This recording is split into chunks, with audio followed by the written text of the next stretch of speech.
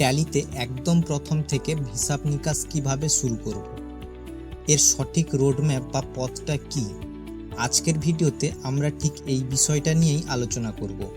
ট্যালিতে accounting, inventory, GST বা payroll যাই করুন না কেন, সব কিছুর জন্য একটি সাধারণ রোডম্যাপ আছে, আর সেটা হলো মাস্টার্স, ভাউচার্স এবং রিপোর্ট। এই তিনটি জিনিস যদি আপনি ভালোভাবে বুঝে যান, তাহলে ট্যালি আপনার জন্য অত্যন্ত সহজ এবং সময় সাশ্রয়ী একটি টুল হয়ে উঠবে। এখানে স্ক্রিনে দেখানো রোডম্যাপটির দিকে লক্ষ্য করুন। দেখুন, প্রত্যেকটি ক্ষেত্রেই তিনটি জিনিস কমন: মাস্টার্স, ভাউচার্স এবং রিপোর্টস। এটাই হলো ট্যালির মূল ভিত্তি। আমাদের রোডম্যাপের প্রথম ধাপ হলো মাস্টার্স। সহজ ভাষায় মাস্টার্স হলো সেই জায়গা যেখানে আমরা আমাদের হিসাবের খাতাগুলো তৈরি করি। যে কোনো লেনদেন রেকর্ড করার আগে সেই লেনদেনের সাথে জড়িত হিসাব খাতগুলোর একটি পরিচিতি তৈরি করতে হয়। ট্যালিতে এই পরিচিতি বা অ্যাকাউন্ট তৈরি করাকেই মাস্টার্স এন্ট্রি বলা হয়। যেমন, আপনার ব্যবসার জন্য কাদের সাথে লেনদেন হয়: কাস্টমার, সাপ্লায়ার, ব্যাংক, বিভিন্ন এক্সপেন্সেস হেড, বিভিন্ন ইনকাম হেড, অ্যাসেটস ইত্যাদি। এই প্রত্যেকটির জন্য আপনাকে একটি করে লেজার বা খাতা তৈরি করতে হবে, আর এই লেজারগুলোই হলো মাস্টার্স। মাস্টার্স তৈরির সময় আপনাকে মূলত তিনটি জিনিস ধাপে ধাপে মাথায় রাখতে হবে: গ্রুপ, ক্যাটাগরি এবং লেজার বা আইটেম। মাস্টার্স তৈরির প্রথম ধাপ হলো গ্রুপ। লেজার তৈরি করার সময় প্রতিটি লেজারকে একটি উপযুক্ত গ্রুপের অধীনে রাখতে হয়, যাতে রিপোর্ট যেমন ট্রায়াল ব্যালেন্স, ব্যালেন্স শিট এবং P&L অর্থাৎ প্রফিট অ্যান্ড লস অ্যাকাউন্ট সঠিকভাবে তৈরি হয় এবং হিসাবের শ্রেণীবিন্যাস অর্থাৎ ক্লাসিফিকেশন ঠিক থাকে। ট্যালি সফটওয়্যারে মোট 28টি প্রিডিফাইন্ড গ্রুপ আছে। এর মধ্যে 15টি প্রাথমিক অর্থাৎ প্রাইমারি গ্রুপ এবং 13টি সেকেন্ডারি অর্থাৎ সাব গ্রুপ। এছাড়া পূর্বনির্ধারিত গ্রুপগুলি ছাড়া আপনি আপনার ব্যবসার প্রয়োজনে নতুন গ্রুপও তৈরি করতে পারেন। প্রশ্ন হলো, এই গ্রুপগুলো কিসের উপর ভিত্তি করে তৈরি হয়েছে? এই গ্রুপগুলো অ্যাকাউন্টিংয়ের মূল ভিত্তি, অর্থাৎ লায়াবিলিটিস, অ্যাসেটস, ইনকাম এবং এক্সপেন্সেস এর উপর ভিত্তি করে তৈরি করা হয়েছে। যে কোনো ব্যবসার ব্যালেন্স শিট এবং প্রফিট অ্যান্ড লস অ্যাকাউন্ট এই 4টি স্তম্ভের উপরেই দাঁড়িয়ে থাকে। ট্যালিতে যাতে সহজে আমরা রিপোর্ট অর্থাৎ ব্যালেন্স শিট এবং profit and loss account analysis করতে পারি, তাই এই গ্রুপগুলি তৈরি করা হয়েছে। প্রথমে আসি সেই গ্রুপগুলো নিয়ে যা আপনার ব্যবসার দায় ও মূলধনকে বোঝায়। এগুলো ব্যালেন্স শিটের একটি গুরুত্বপূর্ণ অংশ। ক্যাপিটাল অ্যাকাউন্ট, এর আন্ডারে সাবগ্রুপ রিজার্ভ অ্যান্ড সারপ্লাস। এটি মালিক বা শেয়ার হোল্ডারদের দ্বারা বিনিয়োগ করা মূলধন এবং ব্যবসার অর্জিত লাভ দেখানোর জন্য ব্যবহৃত হয়, যেমন শেয়ার ক্যাপিটাল, ড্রয়িংস, রিটেনড আর্নিং। এই ধরনের মাস্টার্সগুলো এই গ্রুপের এবং সাবগ্রুপের অধীনে আসে। এরপর ব্যবসার জন্য নেওয়া সমস্ত ধরনের ঋণ এখানে দেখানো হয়। যে ঋণের বিপরীতে কোনো জামানত রাখা আছে তা সেকিউর লোনের অধীনে আসবে। যে ঋণের বিপরীতে কোনো জামানত নেই, যেমন directors loan, loan from friends ইত্যাদি, এগুলো আনসেকিউর লোনের অধীনে আসবে। এরপর ব্যাংক ও ওভারড্রাফট বা ক্যাশ ক্রেডিটের মতো স্বল্পদায়ী ঋণ, এগুলো ব্যাংক ওডি অথবা ওসিসি অ্যাকাউন্টের অধীনে আসবে। এরপর কারেন্ট লায়াবিলিটিস, এটি 1 বছরের মধ্যে পরিশোধযোগ্য স্বল্পমেয়াদী দায়। সরকারের বিভিন্ন কর যেমন জিএসটি, টিডিএস যা পরিশোধ করতে হয়, এগুলি ডিউটিজ অ্যান্ড ট্যাক্সের অধীনে আসবে।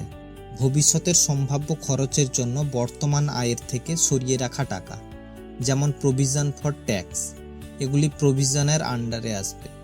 এরপর সরবরাহকারী বা পাওনাদার, যাদের কাছ থেকে ধারে পণ্য বা পরিষেবা কেনা হয়েছে, এগুলো সান্দ্রিক ক্রেডিটার্সের অধীনে আসবে।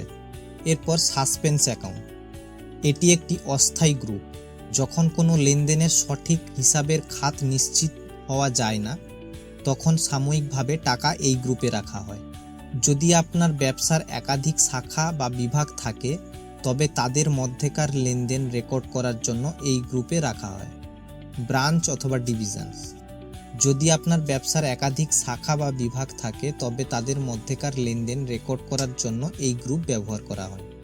এবার আসা যাক অ্যাসেটস বা সম্পদ সম্পর্কিত গ্রুপগুলোতে। এগুলোও ব্যালেন্স শিটের অংশ।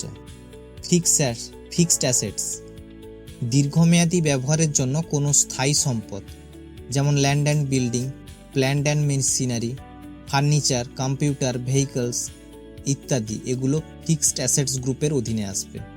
ব্যবসার টাকা যখন অন্য কোথাও লাভ করার উদ্দেশ্যে বিনিয়োগ করা হয়, যেমন invest in shares, mutual funds, fixed deposit, এগুলো ইনভেস্টমেন্ট গ্রুপের অধীনে আসবে। এরপর কারেন্ট অ্যাসেটস, এই সম্পদগুলো সাধারণত 1 বছরের মধ্যে নগদ টাকায় রূপান্তরিত হবে বলে আশা করা যায়। অবিকৃত পণ্যের মূল্য, যা স্টক ইন হ্যান্ড গ্রুপের অধীনে আসবে। জামানত হিসেবে রাখা টাকা, যা ডিপোজিট গ্রুপের অধীনে আসবে, যেমন security deposit for rent, loan and advance, কর্মচারী বা অন্য কোনো সংস্থাকে দেওয়া অগ্রিম টাকা বা ঋণ, এগুলো লোন অ্যান্ড অ্যাডভান্স গ্রুপের অধীনে আসবে। এটি এমন কিছু বড় অঙ্কের খরচ যা 1 বছরে দেখানো হয় না, বরং কয়েক বছর ধরে ধীরে ধীরে লাভ ক্ষতির হিসাবে দেখানো হয়, যেমন প্রিলিমিনারি এক্সপেন্সেস, এগুলো মিসসেলেনিয়াস এক্সপেন্সেস গ্রুপের অধীনে আসবে। সবশেষে যে গ্রুপগুলো দিয়ে ব্যবসার লাভ বা ক্ষতি নিরূপণ করা হয়, অর্থাৎ প্রফিট অ্যান্ড লস অ্যাকাউন্ট তৈরি হয়। এখানে আসে সেলস অ্যাকাউন্ট, পণ্য বা পরিষেবা বিক্রি থেকে হওয়া সমস্ত আয়, যেমন ডোমেস্টিক সেলস, এক্সপোর্ট সেলস, এগুলো সেলস অ্যাকাউন্টের অধীনে আসবে। ব্যবসার জন্য কেনা পণ্য বা কাঁচামালের খরচ, যেমন ডোমেস্টিক পারচেস, ইম্পোর্ট পারচেস, এগুলো পারচেস অ্যাকাউন্ট গ্রুপের অধীনে আসবে। ব্যবসার মূল কাজের সাথে সরাসরি জড়িত অন্যান্য আয়, উদাহরণ freight charges receipt, labour charges receipt, এগুলো ডাইরেক্ট ইনকাম গ্রুপের অধীনে আসবে। ব্যবসার মূল কাজের বাইরে অন্যান্য উৎস থেকে হওয়া আয়, যেমন discount receipt, interest receipt, rent receipt, এগুলো ইনডাইরেক্ট ইনকামের অধীনে আসবে। পণ্য উৎপাদন বা পরিষেবা প্রদানের সাথে সরাসরি জড়িত খরচ, যেমন wages, factory rent, freight inward, এগুলো ডাইরেক্ট এক্সপেন্সেসের অধীনে আসবে। ব্যবসা পরিচালনা করার জন্য প্রয়োজনীয় অন্যান্য খরচ, যেমন salary, rent, electricity bill, telephone bill, advertisement, এগুলো ইনডাইরেক্ট এক্সপেন্সেস গ্রুপের অধীনে আসবে। এই গ্রুপগুলোর ভিত্তি সম্পর্কে আমরা আমাদের বেসিক অফ অ্যাকাউন্টস এর ভিডিওতে বিস্তারিত আলোচনা করেছি। বেসিক অফ অ্যাকাউন্টসের ধারণা মজবুত করতে চাইলে আপনারা আমার সেই ভিডিওগুলিও দেখতে পারেন, যা আপনাদের ট্যালি শেখার রাস্তা আরও সহজ করবে। আর এই সম্পূর্ণ চার্টটির একটি পিডিএফ ডাউনলোড লিঙ্ক নিচে ডেসক্রিপশনে দেওয়া থাকবে। এরপর 2 ক্যাটাগরি। গ্রুপ বোঝার পর আসে ক্যাটাগরি। এটি মূলত ইনভেন্টরি বা স্টক ম্যানেজমেন্টের জন্য ব্যবহৃত হয়। ক্যাটাগরি আপনাকে একই গ্রুপের অধীনে থাকা স্টক আইটেমগুলোকে আরও ভালোভাবে সাজাতে সাহায্য করে। যেমন ধরুন আপনার একটি ইলেকট্রনিক্সের দোকান আছে, মোবাইল আপনার একটি স্টক গ্রুপ হতে পারে। এই গ্রুপের অধীনে স্যামসাং, অ্যাপল, ওয়ানপ্লাস, এগুলো হবে ক্যাটাগরি। এর ফলে আপনি সহজেই জানতে পারবেন আপনার কাছে কোন ব্র্যান্ডের কতগুলো মোবাইল আছে। এরপর 3 নম্বর লেজার। গ্রুপ এবং ক্যাটাগরি ঠিক করার পর আমরা চূড়ান্ত খাতা অর্থাৎ লেজার তৈরি করি। একটি লেজার হলো একটি নির্দিষ্ট ব্যক্তি, বস্তু বা আয় ব্যয়ের হিসাবের ফাইনাল খাতা। প্রত্যেকটি লেজারকে অবশ্যই কোনো না কোনো গ্রুপের অধীনে তৈরি করতে হয়। আসুন একটি কাল্পনিক লেনদেন দিয়ে পুরো প্রক্রিয়াটি বুঝি। ধরুন শক্তিপদ তার ব্যবসা শুরু করার জন্য 1 লক্ষ টাকা মূলধন দিলেন এবং কম্পিউটার সোর্স থেকে ধারে 20,000 টাকার একটি কম্পিউটার কিনলেন। এই লেনদেনের জন্য আমাদের যে লেজারগুলো বা মাস্টার্স তৈরি করতে হবে তা হলো শক্তিপদ ক্যাপিটাল অ্যাকাউন্ট। এটি একটি লেজার যা ক্যাপিটাল গ্রুপের অধীনে যাবে। এরপর কম্পিউটার অ্যাকাউন্ট, এটি ব্যবসার স্থায়ী সম্পদ, তাই এই লেজারটি ফিক্সড অ্যাসেটস গ্রুপের অধীনে তৈরি করতে হবে। কম্পিউটার সোর্স অ্যাকাউন্ট, ইনি আমাদের পাওনাদার, তাই এই লেজারটি সান্দ্রি ক্রেডিটার গ্রুপের অধীনে তৈরি করতে হবে। আমরা মাস্টার্স সম্পর্কে জানলাম, এবার আসি ভাউচার্স। মাস্টার্স তৈরি করার পর আমাদের কাজ হলো দৈনন্দিন লেনদেন বা ট্রানজ্যাকশানগুলো ট্যালিতে এন্ট্রি করা। এই লেনদেন এন্ট্রি করার জায়গাই হলো ভাউচার। এটি একটি ডিজিটাল ডকুমেন্ট যা আপনার প্রতিটি আর্থিক লেনদেনের প্রমাণ হিসেবে কাজ করে। ট্যালিতে পূর্বনির্ধারিতভাবে মোট 24টি ভাউচার টাইপ থাকে। এই 24টি ভাউচারের সম্পূর্ণ তালিকা এবং তাদের কাজ নিয়ে একটি চার্টের পিডিএফ লিঙ্ক নিচে ডেসক্রিপশনে দেওয়া থাকবে। এই পূর্বনির্ধারিত ভাউচারগুলি ছাড়া আপনি আপনার ব্যবসার প্রয়োজনে নতুন ভাউচার তৈরি করতে পারেন। এই 24টি ভাউচারকে আমাদের কাজের নিরিখে মূলত 4টি ভাগে ভাগ করা যায়। 1 accounting voucher, 2 inventory voucher, 3 payroll voucher, 4 order voucher. প্রথমে আসি অ্যাকাউন্টিং ভাউচার্স। এই ভাউচারগুলো হলো ট্যালির হৃৎপিণ্ড। ব্যবসার মূল আর্থিক লেনদেন অর্থাৎ টাকা পয়সার আদান প্রদান এবং অন্যান্য আর্থিক সমন্বয় রেকর্ড করার জন্য এগুলো সবচেয়ে বেশি ব্যবহৃত হয়। যেমন contra, payment, receipt, journal, sales, purchase, credit note, debit note, reversing journal, memorandum, optional voucher. যখন আপনার ব্যবসায় পণ্য বা স্টক জড়িত থাকে তখন সেগুলো আনা নেওয়া, এক গুদাম থেকে অন্য গুদামে স্থানান্তর বা স্টকের পরিমাণ ঠিক করার জন্য এই ভাউচারগুলো অপরিহার্য। যেমন stock journal, physical stock, delivery note, receipt note, rejection in, rejection out, sales, purchase, production journal ইত্যাদি। এখানে আপনি লক্ষ্য করুন, সেলস এবং পারচেস এই দুটি ভাউচার আমরা অ্যাকাউন্টিং ভাউচারেও দেখতে পাচ্ছি এবং ইনভেন্টরি ভাউচারেও দেখতে পাচ্ছি। এর কারণ হলো আমরা সেলস এবং পারচেস দিয়ে অ্যাকাউন্টিং ভাউচারের এন্ট্রিও করতে পারি এবং ইনভেন্টরি ভাউচারেরও এন্ট্রি করতে পারি। যে সমস্ত ব্যবসার কর্মচারী আছে তাদের বেতন, উপস্থিতি এবং অন্যান্য আনুষঙ্গিক হিসাব যেমন পিএফ, ইএসআই পরিচালনা করার জন্য এই ভাউচারগুলো ব্যবহৃত হয়। যেমন পেরোল, অ্যাটেন্ডেন্স ইত্যাদি। এরপর আসি অর্ডার ভাউচার।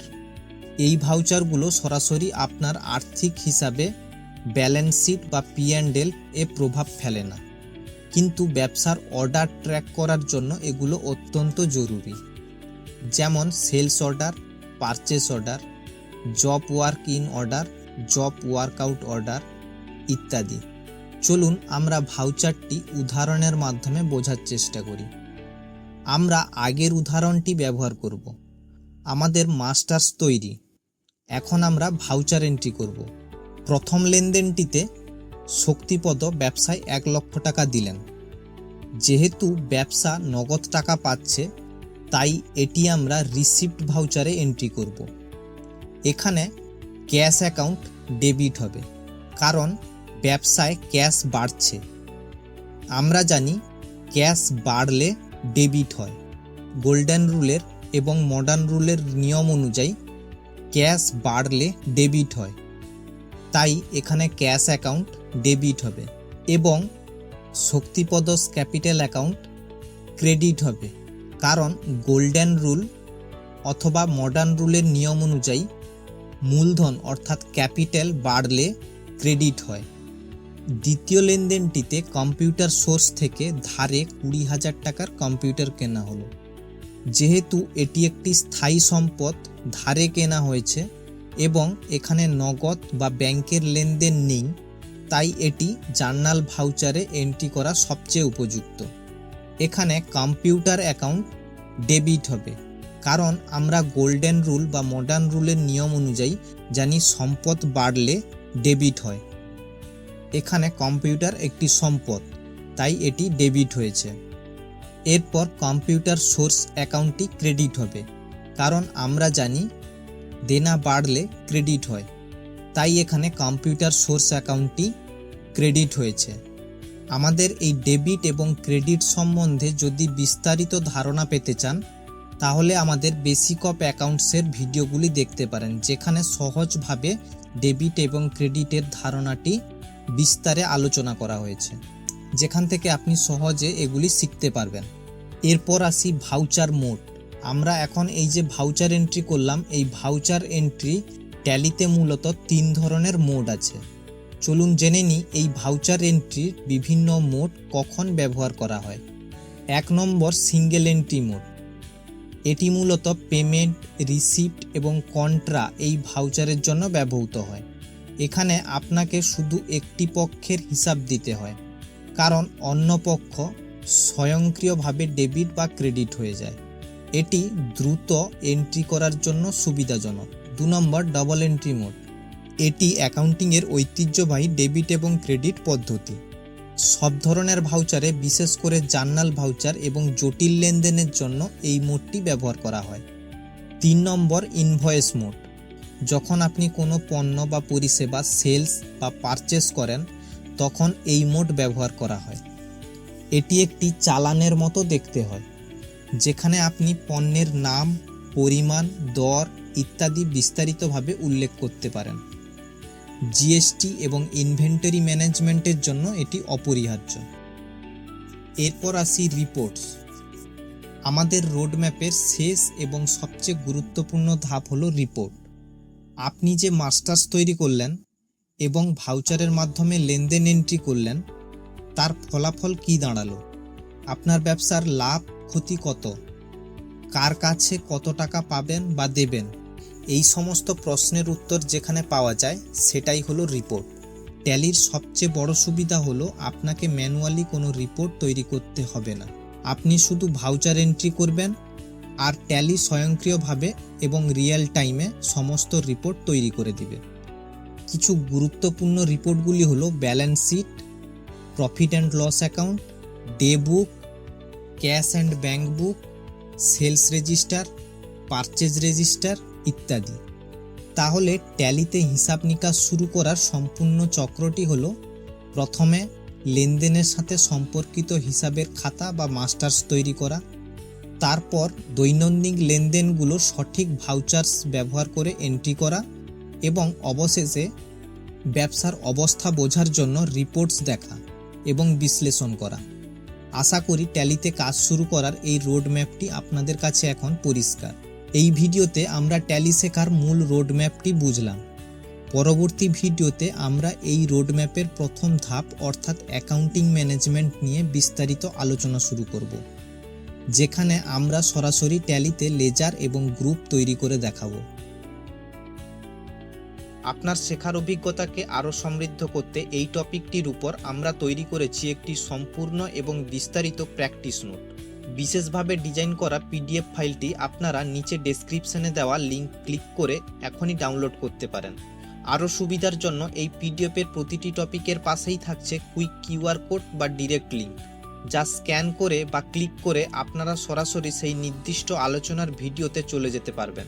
এটি আপনার হাতে কলমে শেখার প্রক্রিয়াকে করবে আরও সহজ ও কার্যকর। ধন্যবাদ।